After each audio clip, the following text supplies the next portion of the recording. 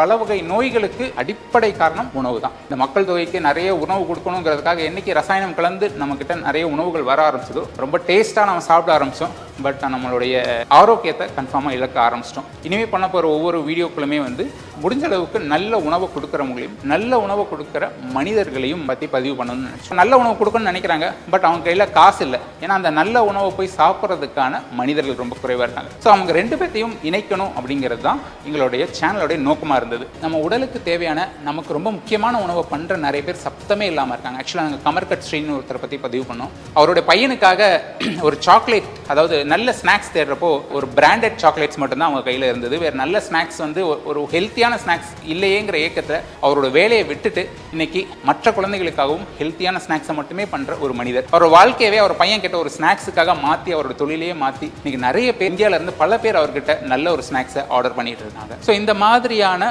பல மனிதர்களை நம்ம டெய்லியும் சந்திக்க முடிஞ்சது. ஆக்சுவலாக பாரம்பரிய சமையல் அப்படின்னு சொல்லி நிறைய உணவுகளை பார்க்குறோம். திருச்சியில் மண்பானை மோகன் ஒருத்தர், கிட்டத்தட்ட அவரை மாதிரி ஒரு பாரம்பரிய சமையலுக்காக தன்னோட வாழ்க்கையே கொடுத்துட்டு உழைக்க முடியுமா அப்படின்னா அது ரொம்ப கேள்விக்குரிய விஷயம் தான். இன்னைக்கு நம்ம ஆட்டுக்கல்ல அம்மிக்கல்ல தாத்தா பாட்டிகள்லாம் பண்ணிட்டு இருந்தாங்க, சட்னி சாம்பார்லாம் பண்ணிட்டு இருந்தாங்க. பட் இன்னைக்கு நம்மளால பண்ண முடியுமானா முடியாது. நம்ம ட்ரை பண்ணலாம், பட் நம்மளுடைய உடல் வலிமை அதுக்கு ஒத்து வராது.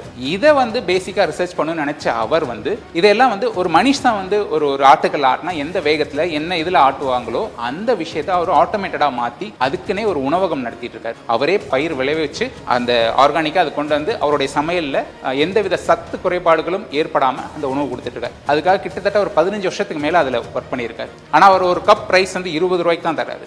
நல்ல உணவை பண்றதுக்காக நிறைய டைம் நிறைய பேர் செலவு பண்றதுக்கு ரெடியா இருக்காங்க. பட் அதை இன்னைக்கு என்னன்னா நல்ல உணவை தாண்டி கண்ணுக்கு அட்ராக்டிவான ஒரு உணவு தான் நமக்கு தேவைன்னு நினைச்சு நம்ம போறோம். ஸோ நம்மளால முடிஞ்ச அளவுக்கு இந்த மாதிரி உணவுகளை பதிவு செய்யற மக்களை நோக்கி பயணிப்போம் அப்படின்னு முடிவு பண்ணோம். ஸோ அப்படிதான் ஒவ்வொரு தங்கமான மனிதர்களை நம்மளால சந்திக்க முடிஞ்சது.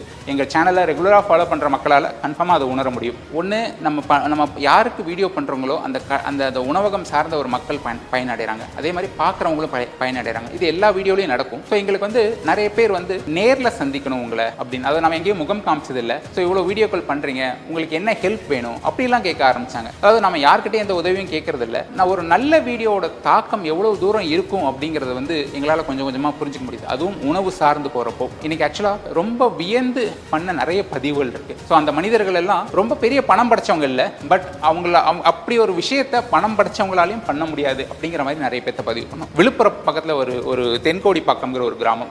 அங்கே ஒரு பையன், அவங்க அம்மா, அவங்க 2 பேர் தான். அந்த பையனுக்கு வேலை இல்லை, பெருசாக வசதியும் இல்லை. ஒரு கிராமம், ரொம்ப குடிசை வீடு மாதிரி. அவங்க ஒரு உணவகம் நடத்துறாங்க. நீங்க எவ்வளவு வேணா சாப்பிட்டுக்கலாம், காசு இருந்தா கொடுக்கலாம், இல்லைன்னா கொடுக்க தேவையில்லை. அதுதான் அந்த கான்செப்ட். அப்படி ஒரு விஷயத்தை ஒரு பெரிய பணம் உள்ளவர் யோசிச்சா அது ஒரு விஷயம். பட் அவங்ககிட்ட பணமே இல்லை, எனக்கு ஆக்சுவலாக வேலை வாய்ப்பு, எனக்கு தொழில் செய்ய வேற எதுவும் தொழில் இல்லை, இப்படி ஒரு விஷயத்தை நான் ட்ரை பண்றேன்னு ஆரம்பிச்சார். இன்னைக்கு நிறைய பேர் அவருக்கு சப்போர்ட் பண்றாங்க. அந்த வேலையை நிக்காம பண்றதுக்கு என்னென்ன விஷயங்கள் பண்ணணுமோ அவங்க அதுக்கு நாங்க போட்ட அந்த வீடியோ அவருக்கு ரொம்ப ஹெல்ப்ஃபுல்லா இருந்திருக்கு. ஸோ இந்த மாதிரி ஒவ்வொரு மனிதர்களா தேடி போகும்போது நம்ம ஒரு இந்த இடத்துல இந்த ஆஃபர் கொடுக்குறாங்க, ஒரு பிரியாணி ஒன்னா இன்னொரு பிரியாணி ஆஃபர் அப்படிங்கிற மாதிரி வீடியோக்களை நோக்கி நமக்கு எப்பவுமே போறது இல்லை. இன்னைக்கு நல்ல உணவுகளை தேடி போற தேடல் உள்ள நிறைய பேர் இருக்காங்க. அதாவது ஒரு உணவகம், ஒரு இயற்கை உணவகத்தை பத்தி நம்ம ஒரு பதிவு பண்றப்போ இந்த மாதிரி ஒரு உணவகம் எங்க ஊர்ல இருக்கா அப்படின்னு கேட்கிற நிறைய பேர் இருக்காங்க. நல்ல உணவகங்கள் தேடல் இருக்கு, பட் அதை சொல்றதுக்கான ஒரு மனிதர்கள் இல்லை. ஸோ அந்த இடங்களை நாங்கள் ஃபில் பண்ணணும்னு நினைச்சோம்.